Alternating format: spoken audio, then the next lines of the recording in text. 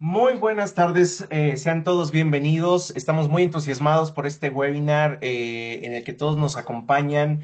Este es un webinar muy especial y muy particular para todos nosotros porque es uno de los webinars más grandes que hemos tenido. Se espera que tengamos una audiencia muy grande.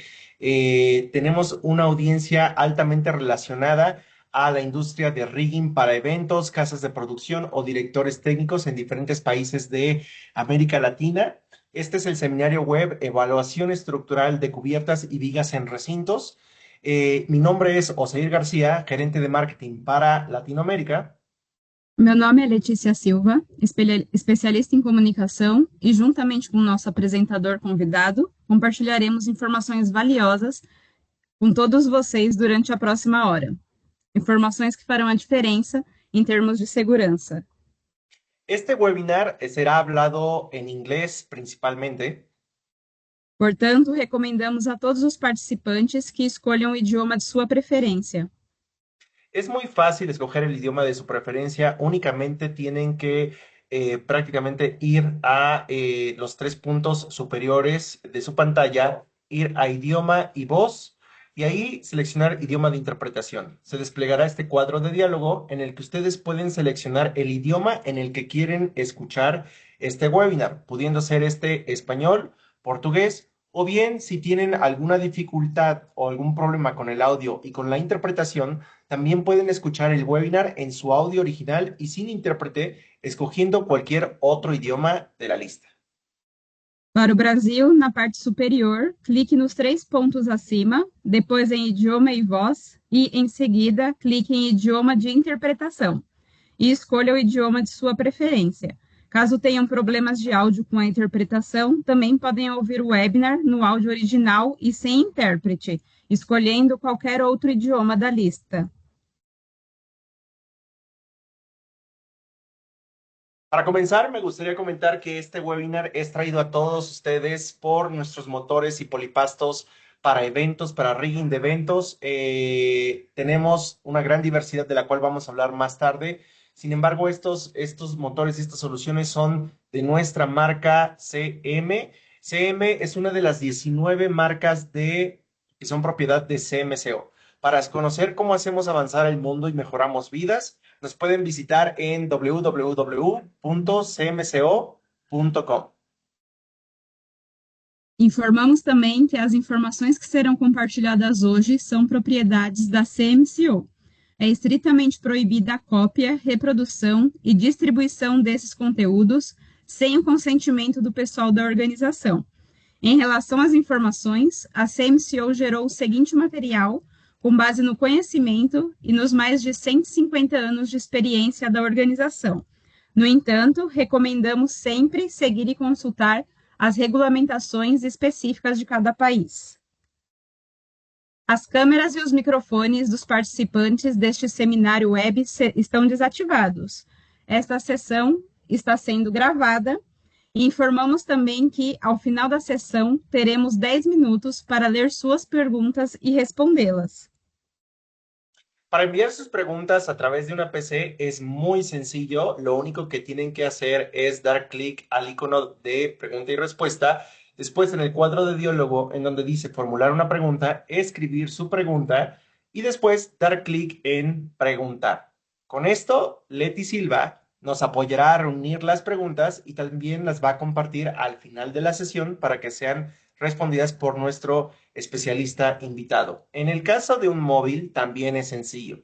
Lo único que tienen que hacer es dar clic en la parte inferior a los tres puntos, ir al icono de PIR y en el cuadro de diálogo que se despliega únicamente tienen que escribir su pregunta y una vez que ya hayan terminado de escribirla, le dan clic en donde dice preguntar y esto hace que esa pregunta viaje a través de la web para que pueda llegar a Leti Silva, la cual va a preguntarle al especialista del día de hoy.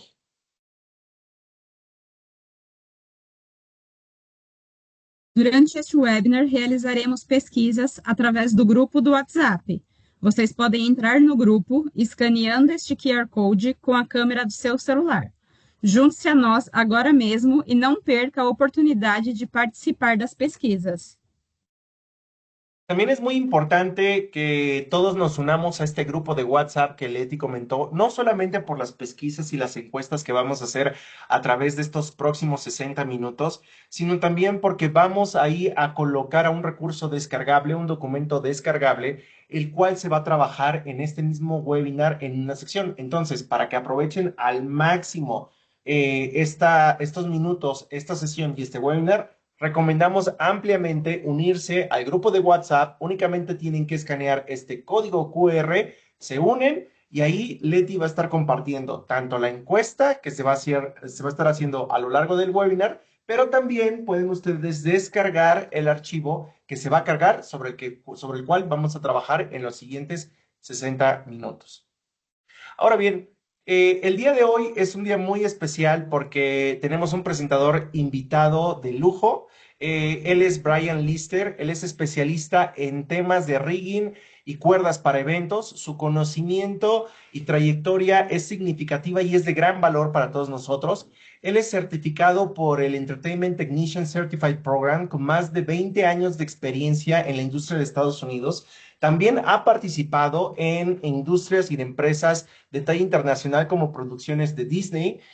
Formó parte de la familia de trainers especializados de CMCO durante 7 años y el día de hoy es dueño y fundador de Keystone TCI, una agencia de entrenamiento, consultoría e inspección en rigging. Así que Brian, it's a pleasure to make this collaboration together, this time with Keystone. Thank you.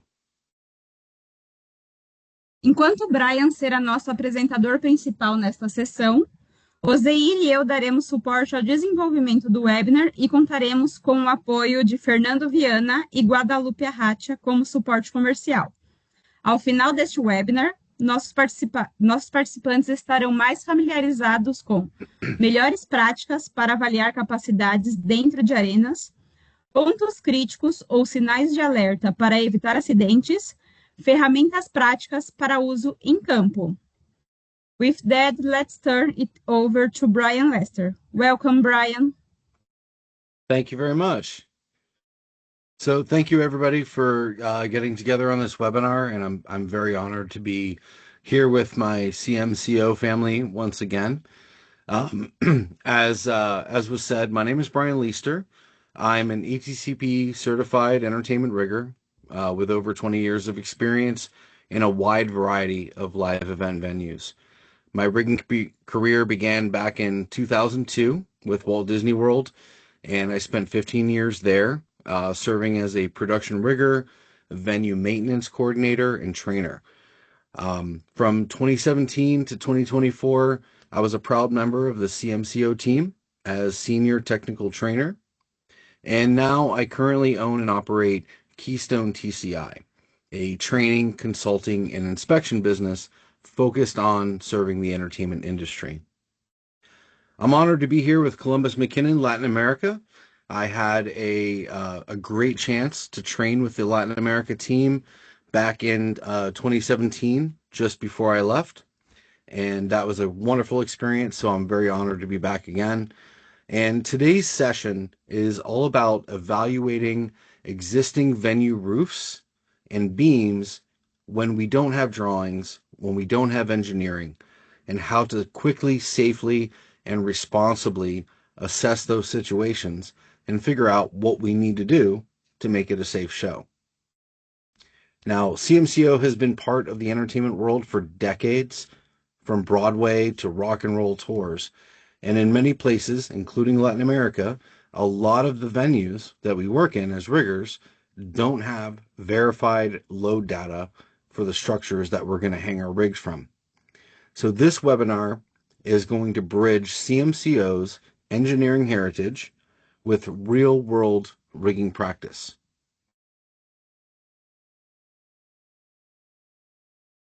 So let's start with real-world challenges. Now, we're going to touch on a lot of different topics here, and keep in mind, this is a 1-hour webinar. It's not a master class in engineering. So what I want to do is bring us to the forefront of focusing on what we control. When we're faced with a lack of critical information, you can only do so much. So focus on the things that you can control. So that starts with before the job. Before the job, make sure you have a detailed account of the loads that you're going to apply to that structure. All right. How many trusses are you putting up? How many motors? What are the loads on every single point? And it's not enough to just know that. You have to document it. You have to have something that you can send somebody else to say, here are the loads, here are the weights on all of the points. Second, have a backup plan. Consider using a ground supported structure for heavier items in a show. These are things like video walls or big speaker arrays.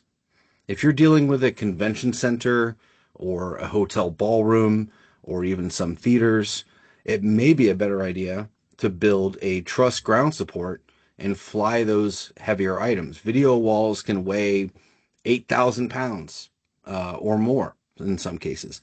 Speaker arrays are 2,000, 4,000 pounds. If we can support those from a ground supported structure, then we don't have to worry about what the roof can hold in that case. If you're flying a large system, something like 100 feet or 200 feet long across a huge venue like an arena, well, consider breaking that structure into smaller components. Try to separate it into smaller sections. This way, you can control the load distribution, and in a worst case scenario, if there is a failure, we're going to limit that failure to a small area of the building, not the entire building. And finally, before the job, communicate your concerns in writing. I have to stress this the most of all. Communicate it in writing. Nobody is going to remember what you said in a conversation, but they will have an email or a document that you sent them. And other people involved have responsibilities for making this job safe. So when you communicate in writing, you can hold them accountable and demand answers in a professional manner. Well, now we're on the job. All right. These are things that we can do before the job starts. Now that we're on the job, during the job, investigate the structure for damage, for defects, corrosion, or other concerns. Get up there. Get you and your crew up there. Look at the beams, look at the joints, look at the hardware, and look for anything that doesn't seem quite right or looks like it might be rusted and corroded. We'll explore this topic a bit later as well. So the first thing you want to do is investigate that structure. Next, you want to communicate. We're going to have a structure condition report document that you're able to download. So you'll fill that out, and we'll talk about how to do that later. Fill that out and give that to the other people that are responsible for what's going on. And finally, keep the crew safe. Never allow people under a load until you are sure that it's safe. Float the truss first, keep it a couple feet off the ground, let it settle, and get the room quiet. And this has happened to me in many situations. The audio crew wants to test their speakers, or there's a forklift running around making noise. Make the room quiet. Ask everyone to stop for just a few minutes. Do your lift a couple feet off the ground and listen. Listen very carefully, because one thing I learned when I started rigging and have always known is you're going to hear a problem before you see a problem. If there's a creak, a groan, a strange noise, those are signs that something up above is going wrong. So if a failure occurs, you're going to hear it before you see it. So listen closely for those kind of noises. And lastly, be prepared to walk away. Now, I know nobody wants to hear that. Nobody wants, the show must go on, is the saying in our business. But as a rigger, as somebody who's responsible for the safety of others, be prepared to walk away. Remember that we're putting on a show. We're not saving the world.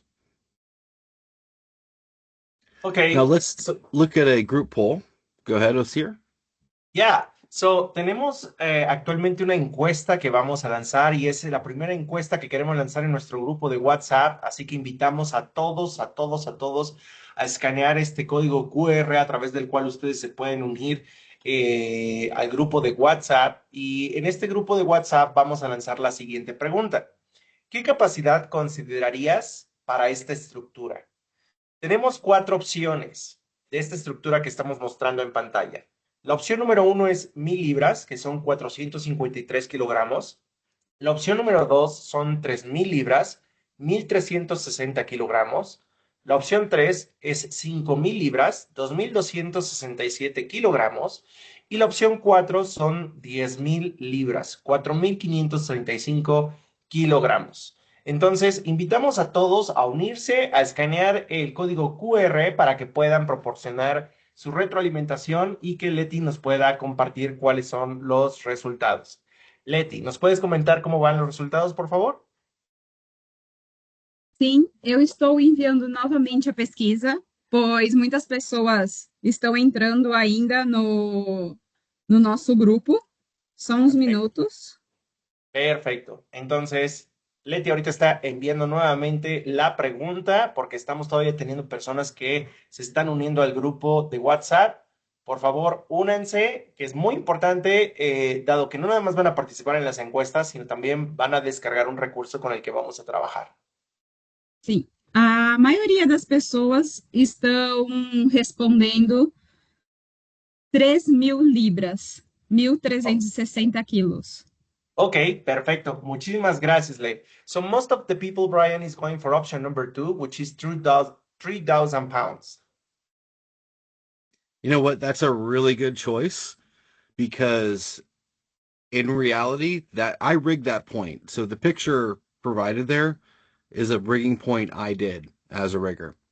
And I can tell you right now that that point can hold 10,000 pounds. Now, we didn't have any engineering paperwork or anything. I contacted the engineering for the venue and I said, how much can I hang here? And their response, and this is always the response, how much do you want to hang? And I said, I want to hang 10,000 pounds. I didn't need to hang 10,000 pounds, but I wanted to find out how much can I do, and they approved it for 10,000 pounds. Um, in this case, and we'll talk about structures in a minute, but in this case, that is a incredibly strong structure, but there is no wrong answer here. And I'm really happy to hear that the group in general said 3,000 pounds. That is a sign that people in our webinar here have a very conservative but smart approach to this. Anyone who would guess 10,000, well, that you're right, but how do you base that information? So, yeah, great poll and great response from the group. Thank you. So we're going to move on to talk about why it matters. Why are we here today? Why does it matter? Because we have two pictures up here of accidents. All right. Many of us have walked into a venue. We have no drawings. We have no load map. We don't know what the ratings are. We don't have a clear idea of what that roof can hold. So today we'll take a look at how to make it safe, make informed decisions in the field, and, time is short. We have to get things moving. But we don't want things to move in a direction we don't want to have, like what we see in these pictures here.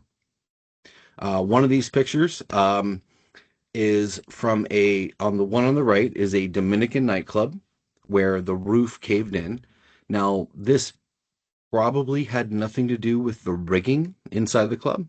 This was a roof collapse because additional HVAC or air conditioning, air handling machinery was piled up on that roof.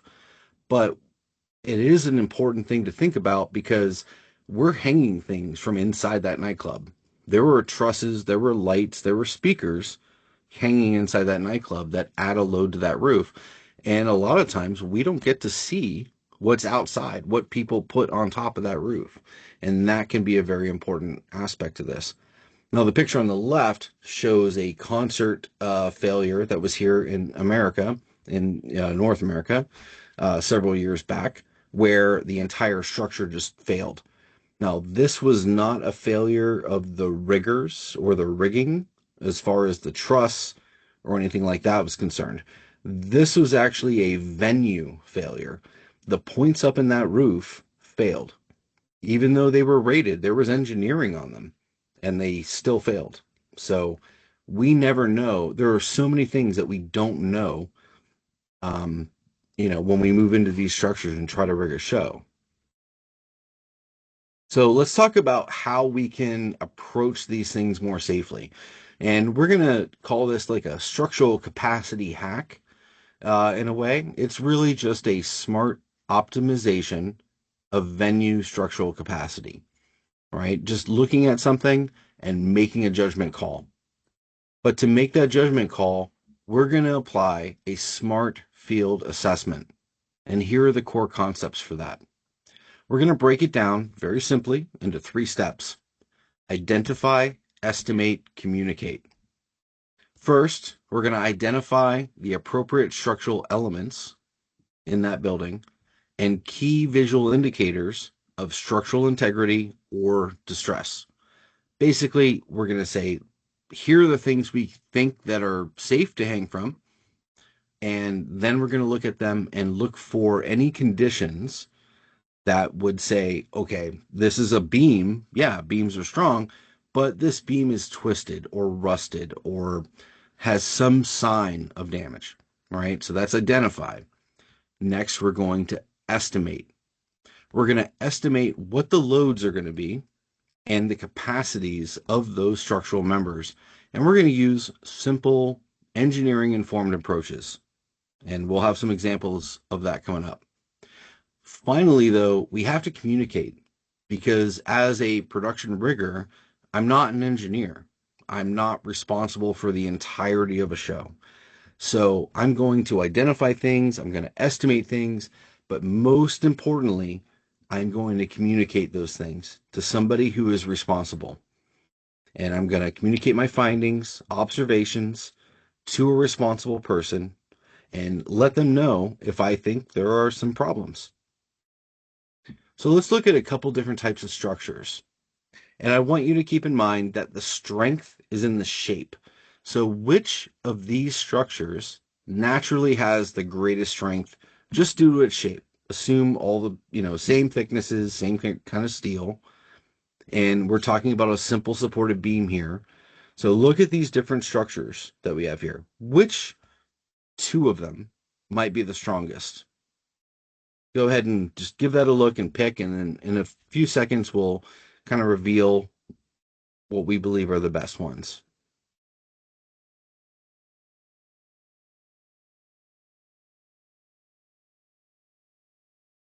All right, I think most of the group has had a chance here. Let's go ahead and click on that slide and reveal the 2 that have the strongest structure. So that's going to be the H-beam and I-beam. And in some cases, that's called a W-beam, and we'll talk about what W means in a moment. But these other items on the screen do have strength, but they're not really meant for load bearing in the same way as an I-beam or an H-beam. So let's look at those other structures for a moment. We'll go ahead and go to the next one. Each of these shapes has a distinct properties and applications which may make them useful in certain situations. However, none of them has the same load-bearing capacity as I-beams or H-beams. If you're rigging to structures like these, you should take extra caution. Many of these designs may be a component of the overall structural design, but they're not intended for additional loads. For example, Z steel, and that's going to be the one in the middle on the right, Z steel members are commonly used to link higher and lower structural members together along a roof support system. They're designed to transfer loads between members. If you were going to apply a load to a Z steel member, you could risk compromising its ability to transmit loads and cause it to bend or fail. Round and square bar members might seem strong. I mean, they're solid right? They're not hollow or weirdly shaped, but they're not a good choice for supporting vertical loads along a span. Their solid construction means that they're heavier, so they have more self-weight for their capacity. They're also, they have a lesser cross section and a lesser neutral axis than I-beams, which means they will bend under load far more easily. Structures like these, whether they're hollow or solid, make excellent column members or vertical supports, right? Like load from, they're standing up straight and you're putting a load on them like a column or a tower. But they're not as resistant to other forces. Channel type structures are similar to I-beams. They're kind of like half of an I-beam, but in design, they lack an inherent strength that I-beams do. Channel structures are typically used when you need a low profile support. You should assume these type of structures were designed only to support the loads of the architecture of the building. They're not typically meant for rigging additional loads outside of that. Then we have angle steel, which is very common in a lot of venues. It's lighter, it uses less material. It's like 25% of an I-beam. And it's usually used for lateral or diagonal bracing.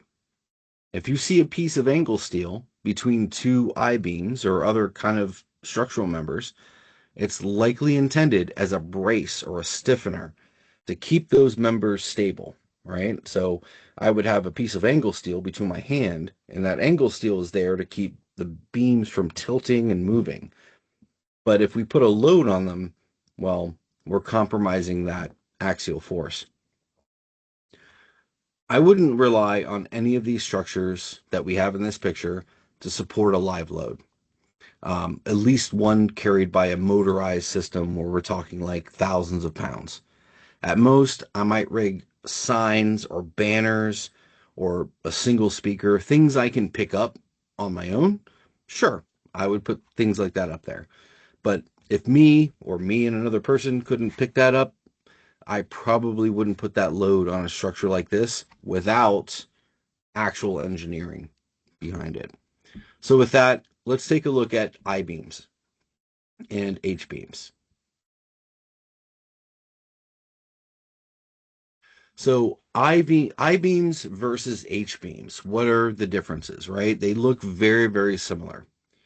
The web section of the beam is what resists bending, all right? That's the vertical section of that beam. So when loads are applied vertically along a span, the taller and thicker the web, the stiffer the beam, the more it's going to resist a vertical load along a horizontal span. I-beams have a greater web height than their flange. That means they're usually taller than they are wide. H-beams typically have a web and a flange about the same size, usually equal. So you can usually identify an H-beam versus an I-beam. The differences in strength between these two structures is usually not a factor when we're assessing their capacities for entertainment loads. However, if you plan on using bridles and have a limited vertical height to work with, H-beams are the best. They're capable of resisting lateral loads like from a bridle or torsional loads from a twisting force. H-beams are better for that. So let's look at an example. In this case, I brought up a couple examples for us to look at. This is what's called a W6. That means web, 6 inches tall. So it's a W6 by 12 steel I-beam. In this example, we're using an I-beam with a 6-inch tall by 0.23 inch thick web. It's 8 inches wide. It's made of A36 grade steel, and I don't know what the difference is between steel grades. I'm not a metallurgist, but it's a typical grade for structural steel. It has a safety factor of 2 to 1, and the span between supports is the most important factor here. So if we look at the numbers that we have here, if we have a 4-foot span, we can put 6,202 pounds every foot along that 4-foot span. But if we take a single load and put it in the middle of that span, we have 12,400 pounds. Well, 12,405 pounds. All right, that's this example. But if we go to the extreme and look at the 12-foot span, you can see how much capacity we don't have anymore. Right? We went from 6,202 pounds per foot down to 437 pounds per foot. And we also lost over 10,000 pounds, or about 10,000 pounds of center point load capacity. Remember, center point load is if my beam is this wide, I'm going to put a load right in the middle, just a single load, 2,625 pounds. All right, so that's our first example. Let's look at another example. In this case, we have what's called an S7 by 15.3 steel I-beam. So we're using an I-beam. It's 7 inches tall. The web thickness is 0.252 inches thick. The flanges are 3.662 inches wide. So it's got a really narrow flange, right? It's got a really tall web, really narrow flange. It's made of the same kind of steel, A36. It has the same safety factor, 2-to-1. Let's look at the commonality between the two, 12 foot. So we're just going to go right down the list there. Look at 12 foot, 698 pounds. That's significantly higher than the previous example, which was 1 inch shorter, but 8 inches wide. And if we look at the 12 foot, we also have a center point load of 4,188 pounds. Now, there are a wide variety of beams out there, different webs, different thicknesses, different flanges, all that. The point of these two slides here is not for you to memorize anything. It's for you to understand that the taller the beam, the more strength it has against a downward force. That's really all that we need to worry about right now. But we're going to run some numbers. We're going to look at practical application here. So let's look at how we can distribute the load. So in this case, we can make the most out of our capacity by distributing the load over multiple points. We'll look at an example of how to calculate this here. Now, you're going to see a lot of math on the screen right here. This is not the point of this, all right? We're not here to learn formulas and do all this. So don't expect yourself to apply this formula accurately based on this webinar. The intent here is to adapt your rigging strategy when the center point load of a beam might be slightly less than the load you want to apply. In this case, the center point load of our beam, right, we want to apply a 2,000 pound capacity, but the center point load of our beam is only 1,700 pounds, right? We can see that in the bottom right part of the example with one motor there. We have an 18-foot span. The beam is saying I can only have 1,764 pounds, but I need 2,000 pounds of capacity. Well, in that case, instead of putting a single 1-ton hoist up there, I can get more capacity and a higher safety factor if I put 2 half-ton hoists. So in the top part of our picture here, we can see the same beam, right? But we're using 2 half-ton hoists, and we get a capacity of 2,646 pounds. So that's one way that we can kind of hack the capacity of a beam.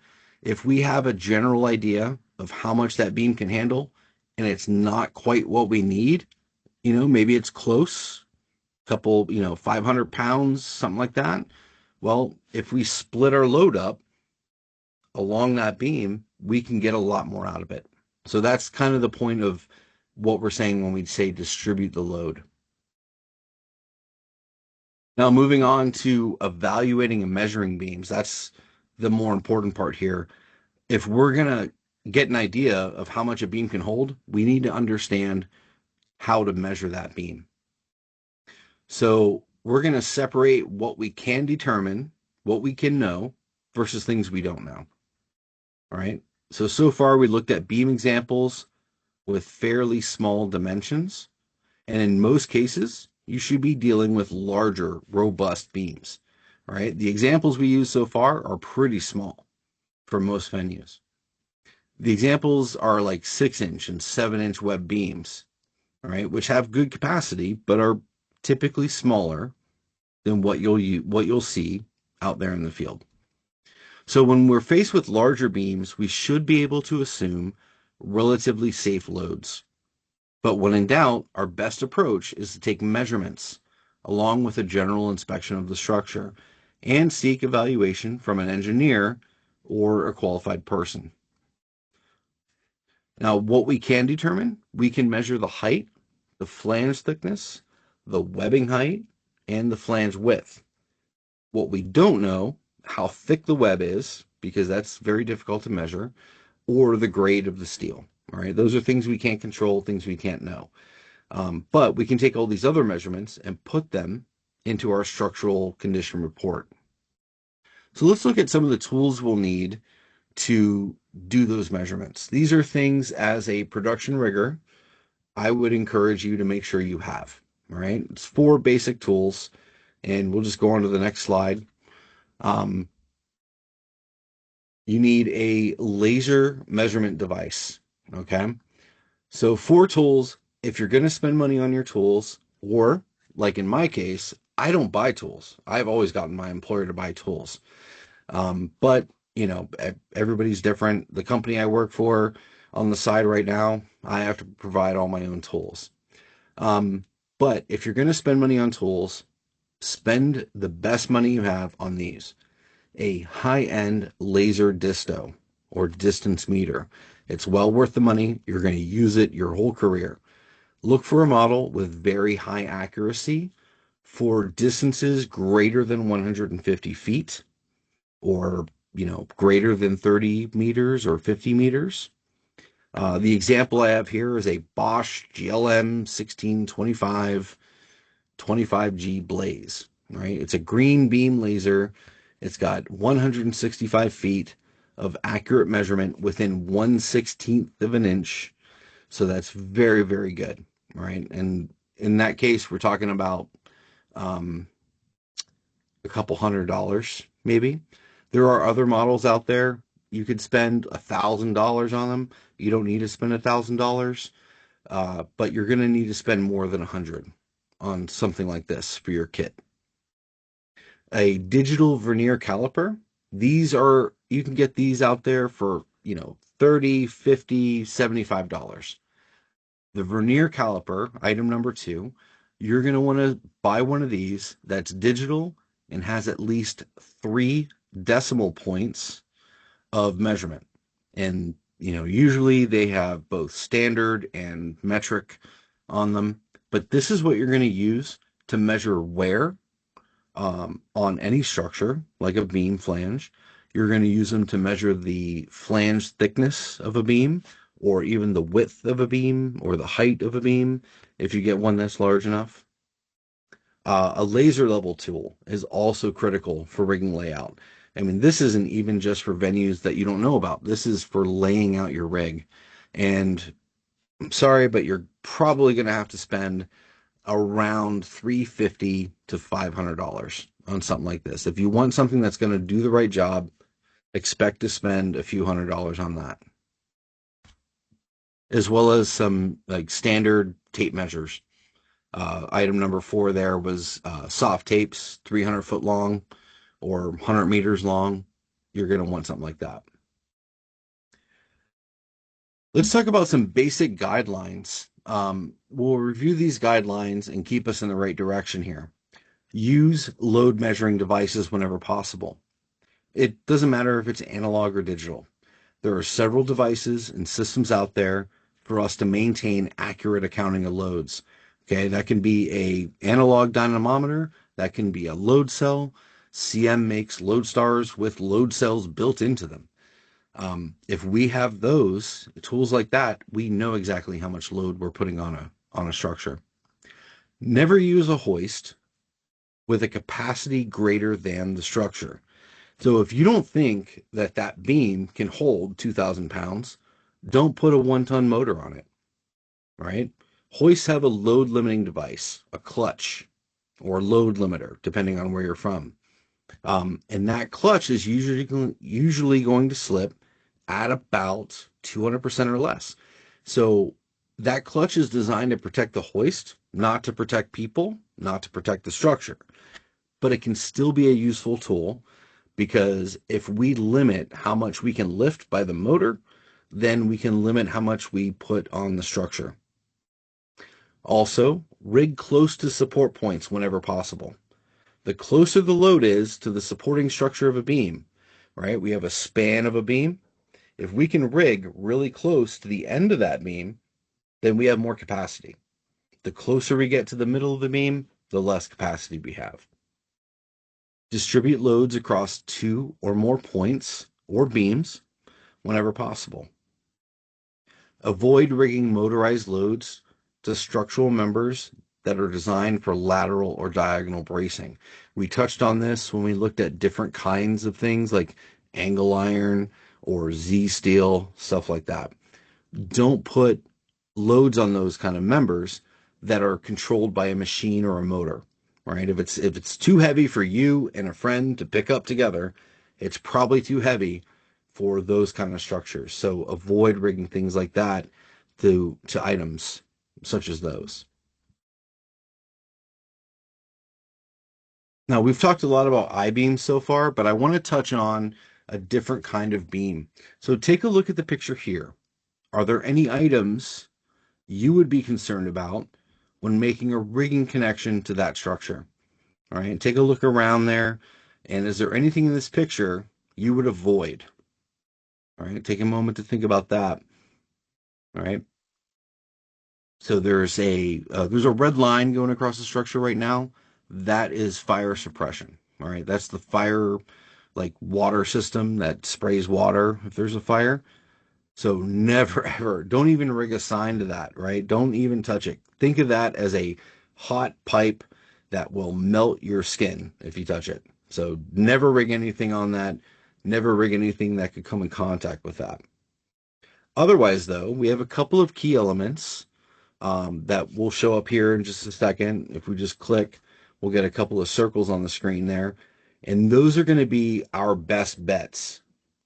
All right. So that first circle down there, that is at a node or a panel point on that truss. All right. So those first 2 green circles, those are going to be the strongest parts of the bottom half of that cord. All right. And then that top piece there, the final circle that came up, that's the very best bet. All right. If we click one more time, we're going to see some notes about those different types of structures. Ah, I thought there were going to be some notes there. Let's go back to that picture for just a moment. All right. So when we're dealing with a structure like this, rigging from the top is always the best choice that we can make, right? Fit that steel up in that little spot in the corrugated metal and rig from the top down. Put that truss in compression. I would look at that piece of steel there and say 1,000 pounds. I'd be okay with that. But the other pieces on the left, all right, the bottom part of those trusses, I'd cut that down to like 500 pounds unless I had information that told me that it could hold more. So let's look at the different parts of what are called open web steel joists. All right, we'll go to the next slide here. So an open web steel joist, you're going to find these in warehouses. You're going to find these in a lot of different venues. They're not the same as truss, like the truss that we fly, or they're definitely not the same as I-beams. So these are the parts of it. We got a top cord, we got a bottom cord, we have the web, which is the diagonal members, and then we have a bearing end, which is basically where that joist terminates to some other kind of structure. When in doubt, always rig from the top. You're going to get more strength out of that than anything else. These members, these open steel joists, they're very strong in compression, right? If we rig from the top and we're pulling down on them, they can distribute the load a lot more evenly. But when we pull from the bottom, we're tearing them apart, right? Those diagonal, the web members, they're not meant for those tension, those moments of tension that trying to pull the truss apart. So rig from the top, you're going to be okay. Rig from the bottom, be very, very careful. Go with half of what you normally would.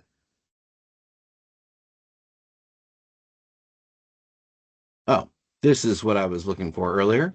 So this is another example of open steel web joists. Chances are you may have to rig to a system like this in a venue. So here are some guidelines. Don't expect to receive formal engineering data. These venues with beams like this, there's almost never going to be engineering for rigging loads beneath it. These things are designed to hold up the roof. People weren't intending on you to hang stuff underneath them.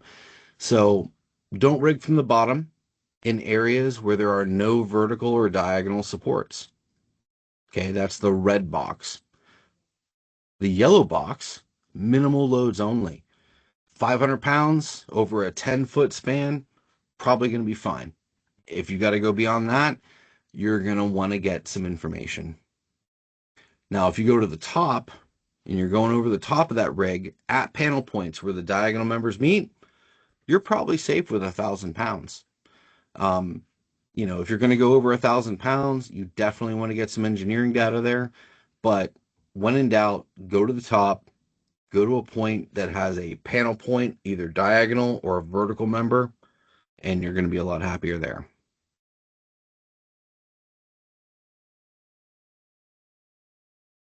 Thank you, Brian. Thank you. So, go ahead, Lee. Queremos fazer uma pausa e aproveitar este momento para compartilhar com todos vocês que na CMCO contamos com um amplo portfólio de motores e talhas para rigging. Nossos motores têm contribuído para a produção de eventos internacionais, como celebrações olímpicas, e em breve estaremos presentes na próxima Copa do Mundo da FIFA em 2026.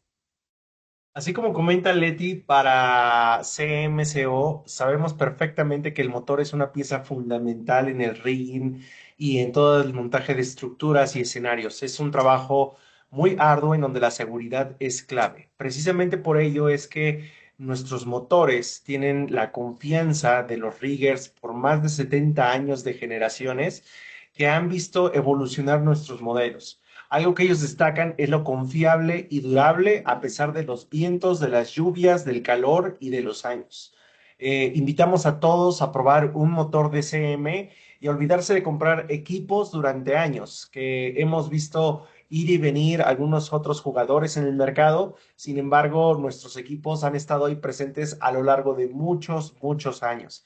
Tenemos una solución para cada portafolio. Por ejemplo, contamos con un polipasto, un motor que es muy especializado para ciertos requerimientos, como lo es el D8 Plus, en donde estamos cumpliendo con la norma BGB D8 de Alemania, con un factor de seguridad 8.1 y un IP66.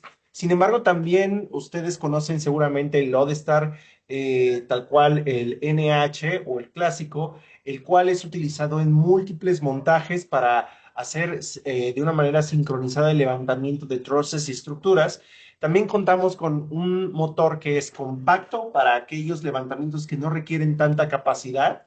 Y el reciente miembro de la familia es el CM Battery Star, que prácticamente es un motor el cual puede elevar estructuras sin tener alimentación eléctrica, ya que funciona totalmente a través de una batería que se recarga. Esto hace que el motor no tenga la necesidad de conectarse a corriente y pues prácticamente como ustedes pueden ver en el video, el motor puede elevar con la misma velocidad o similar a un motor eléctrico, como lo es, por ejemplo, el Lodestar. Também, também contamos com acessórios de rigging, como manilhas e correntes stack, projetados exclusivamente para trabalhos em eventos. Se estiver interessado em solicitar um orçamento ao final deste webinar, compartilharemos um QR Code onde você poderá solicitar um contato. And with that, back to you, Brian. Thank you. I just want to say the battery star, that is a fantastic piece of kit right there. I use that for lifting speaker rigs because usually the audio guys, they want their stuff up right away so they can go get more coffee. So I put my speaker rigs on 2 battery stars, fly those up and say, all right, guys, you're good. Let me get back to the other stuff. So I really love the battery star. Fantastic. Also a great shop motor. So what we're going to get into now are called red flags. All right. We talked about looking at beams, measuring beams, considering structures, right? But the really important thing is look for these red flags when you're out there in the field. Okay. Here are some sample pictures here. We're going to go into the next couple slides and break these down into what kind of damage we're looking at. So on this first one here, these are 3 examples of severe neglect over years of exposure. Okay. I've seen worse. Maybe some of you have seen worse too. And the point here is like, if the venue owner can't afford to maintain the bones, right, the structure of their house, do you think they can afford to pay you or to pay for an accident? Right? This is the kind of situation where sometimes I would say I have to walk away. Right? If you want me to hang thousands of pounds and your structure looks like that, I can't confidently say I can do that safely. So look for these kind of things. All right. If it's a lot less than this, it might be fine. Okay. So that's corrosion. That's one of the first things we want to look at. Now let's look at some signs of overload. Okay. This is a huge red flag as well. These pictures show the aftermath of other people's bad decisions. Someone made really bad choices at some point and they got away with it, right? The beams are still up, so nothing fell and collapsed. Don't be the person that makes the news. Don't be the person that comes in and says, yeah, I'll hang 5,000 pounds off of that cracked beam or, that buckled beam. All the things you see in those red circles there are really big red flags. Now, can you hang a, 300-pound or 500-pound load from it? Probably, but do you want to? That's a hard choice, and you're gonna have to make that choice, on your own. Now, with signs of overload, the picture on the bottom shows a model of a beam, right? This is where a vertical member meets a horizontal and diagonal member. Okay, that's important because we need to know where the highest stress is in that beam, and that is the red areas. Now, if we look at the pictures just above that, we can see that the 2 pictures show damage, right? Buckling or bending of the flanges or missing hardware. Now, those 2 pictures show you damage and stuff right where the biggest stress is. That is a point of failure. That is a hard no for me as a rigger. I'm not going to hang anything off of that. I'm not even sure if I want to be in that building when I see things like that. So you have to be prepared to walk away at some point. So that comes to field documentation because we need to be able to communicate these things to the people responsible. Now, do as much of that as you can before the job starts, but we've supplied you with a very basic structural condition report here, right, that you can download. And we'll talk a little bit about that for a moment, but it's pretty self-explanatory. This is a tool for you to use. You go up there, you put your name on it, the date, the venue, and which beam it is or the distance the beam is from the wall. Just make sure you can say, this is the spot I'm talking about. you're going to put in your observations. Things like, rust, corrosion, bending, anything bad that you see there. You'll take Yeah. measurements as well, And right? and How Brian, wide is the span? Yeah.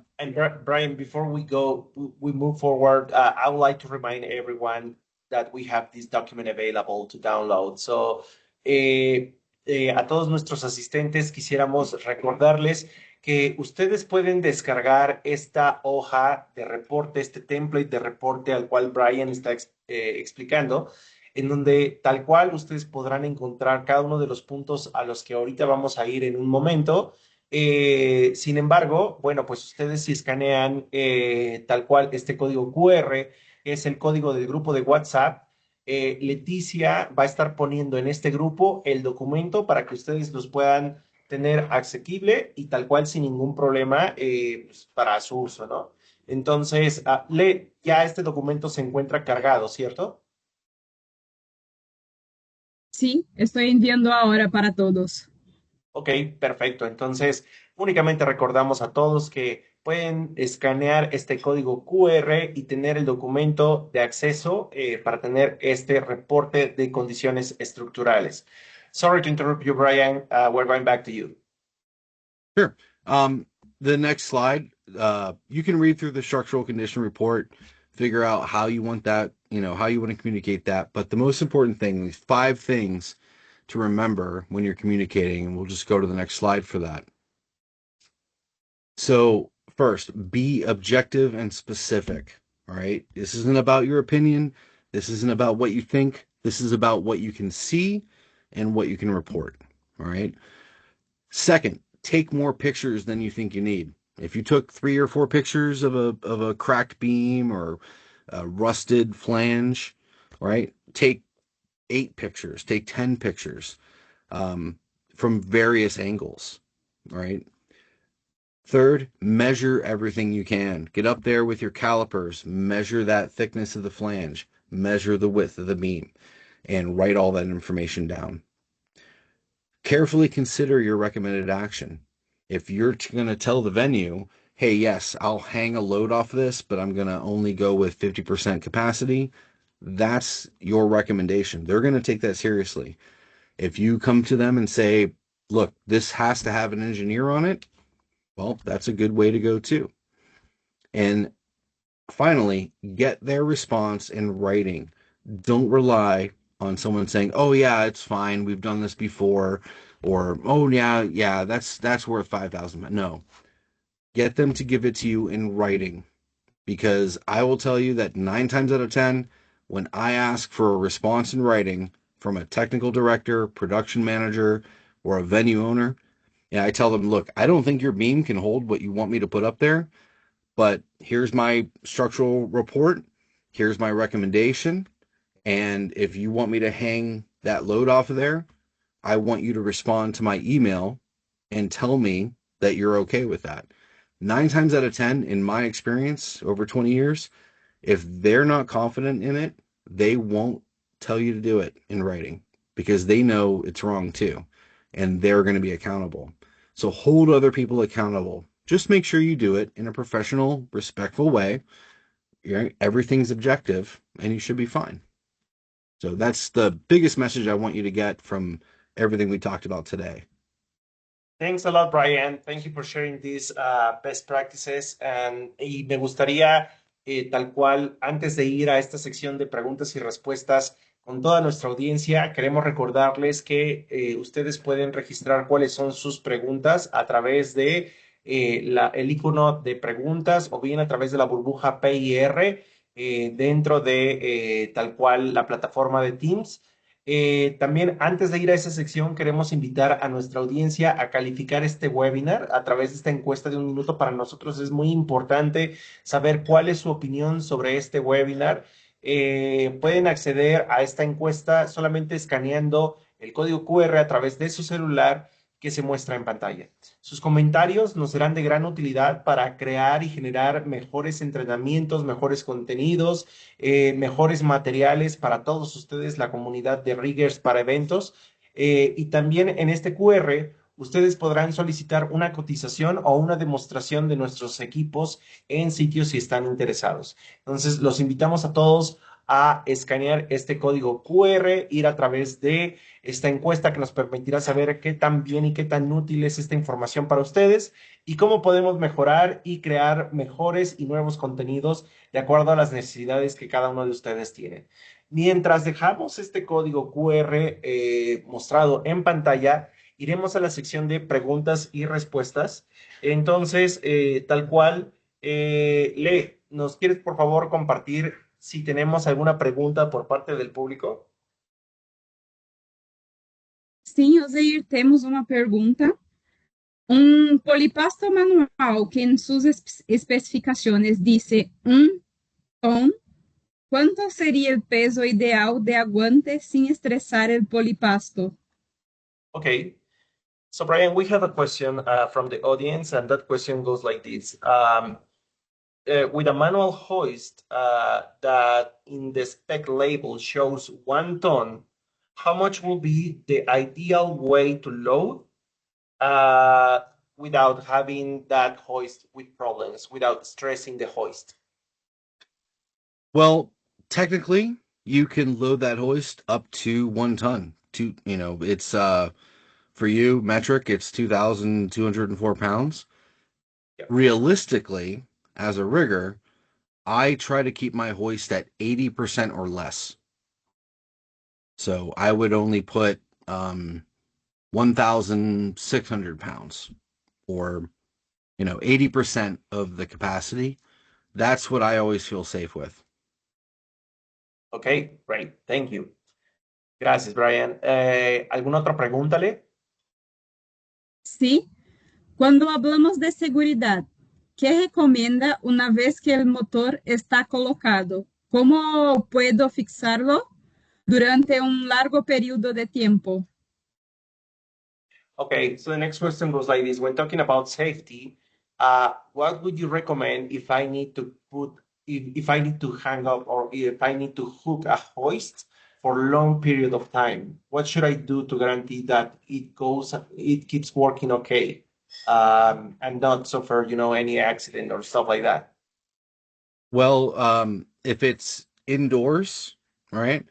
That's good so far. But the best thing to do is always to back up a hoist. If you're going to leave it for a long period of time, make another rigging point right next to it with some steel or stack chain. I always use stack chain because stack chain is you can link to different parts of it and make it as long as you want. And I would back it up with that. I would back it up with a second rigging point with stack chain. But I've also had motors. When I did the cheerleading events, we had motors up for 5 months, and everything was just on motors. So we didn't back anything up, but the entire rig was 70 motors. So, you have a lot more motors there. Your best bet is always to back it up. Great option. ¿Tenemos alguna otra pregunta, Le? CIOs, en caso de una viga IPN apoyada directamente sobre una pared de ladrillo, ¿cómo evaluamos la capacidad de carga? Okay, so the next question goes like this, Brian. If we have an IPN beam that is supported directly over a wall, a brick wall, how can we evaluate the load capacity? So we're talking about an I-beam that is diagonal Yeah, over a brick wall. yeah. Yeah, that's difficult to picture. So I don't know if my answer will be in the same context. But if we're rigging on a diagonal beam, my first concern wouldn't be the capacity. It would be how do I keep my rigging from sliding down that beam? Otherwise, though, I would avoid rigging heavy loads from a diagonal beam. All right. Anything diagonal or vertical is meant to take load in line with the direction. So if I have a diagonal beam and I'm going to hang a load vertically from that, I'm compromising what it's trying to do, right? That diagonal beam is meant to take a load this way. But if I'm rigging down, I'm trying to bend it. So I would only rig, I would say, if I think that beam could hold 2,000 pounds, I wouldn't rig more than 500 pounds from it without an engineer. Okay, good. Thank you, Brian. ¿Tenemos alguna otra pregunta, Le? Sí, ¿cuál sería el procedimiento adecuado una vez finalizado el levantamiento? ¿Sería buena idea instalar un elevador de seguridad, de respaldo? Creo que es un otro polipasto de seguridad, como de respaldo, sí. Mhm. So the question goes like this: what would be the best practice after, lifting some load or truss or structure? Should we have a backup hoist to prevent accidents, or is not needed? A backup hoist is going to help you protect against damage or other hoists failing. It might not protect you from the structure. So it depends on what you are worried about. If you're worried about the structure, then I would say yes, have multiple hoists there, and but it's not protecting the hoist isn't protecting anything. You're putting more hoists to spread the load out, right? But in a lot of cases, the hoist isn't as strong as the structure, so having multiple hoists there is good because if one hoist fails, there's another hoist there to pick it up. So when in doubt, add another motor. I've done that so many times. I'm like, I'm going to hang an 8,000 pound video wall. I'm going to put 8 motors on it. Do I need 8 motors? Not really, but I have 8 motors. I'm going to put them all up there. So, yeah, add another hoist whenever you're in doubt. Okay, thank you, Brian. ¿Hay alguna otra pregunta, Le? Sí, es más para Argentina, sí. Si tenemos alguien que pueda proporcionar servicio técnico en Argentina y si pueden ver la repetición del webinar después que se cierre, sí. Sí, claro que sí. This is a commercial and customer service question, Brian. So I'm gonna answer for that. Mhm. And entonces, en el caso de Argentina y los países de Cono Sur, tenemos un representante comercial de nuestro equipo que se llama Tiago Godoy. Ustedes pueden fácilmente establecer contacto con Tiago escaneando este código QR que se muestra en pantalla y ahí pueden solicitar información sobre piezas de reposición, sobre motores, polipastos o cualquier otra solución de CMCO a través de este código QR en una opción que es solicitar cotización. Ahí pueden dejar sus teléfonos de contacto y también su email y demás. Y con esto Tiago puede estar en comunicación con ustedes a la brevedad. Respecto a la grabación del webinar, sí, vamos a estar subiendo la grabación de este webinar a nuestro canal de YouTube con la finalidad de que, bueno, pues prácticamente esté disponible para toda la audiencia que estuvo aquí presente y también aquellos que, pues, lamentablemente no pudieron estar con nosotros.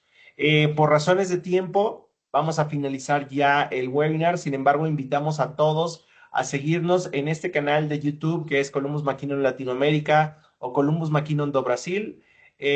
También tenemos el canal en Instagram de CMCO Brasil y en LinkedIn de Columbus McKinnon Latinoamérica y así pues también para Brasil. Tenemos el sitio web cmco.com, ahí pueden encontrar nuestras soluciones y nos pueden contactar también.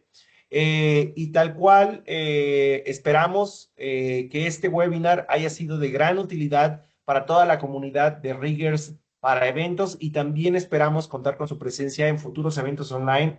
El propósito y lo que estamos buscando es generar nuevos contenidos para ustedes. Estén en sintonía porque viene otro webinar de entretenimiento muy interesante. Queremos agradecer a todos su participación. Thank you very much, Brian, for sharing these best practices, your knowledge and experience. It is highly valuable and it is a pleasure and it was a pleasure to have you back now with Keystone. So thank you very much for your time. Thank you very much. It was an honor to be here today, and I look forward to the next event we get to do together. Great. So muy buenas tardes a todos y excelente resto de la semana. Hasta luego. Hasta luego.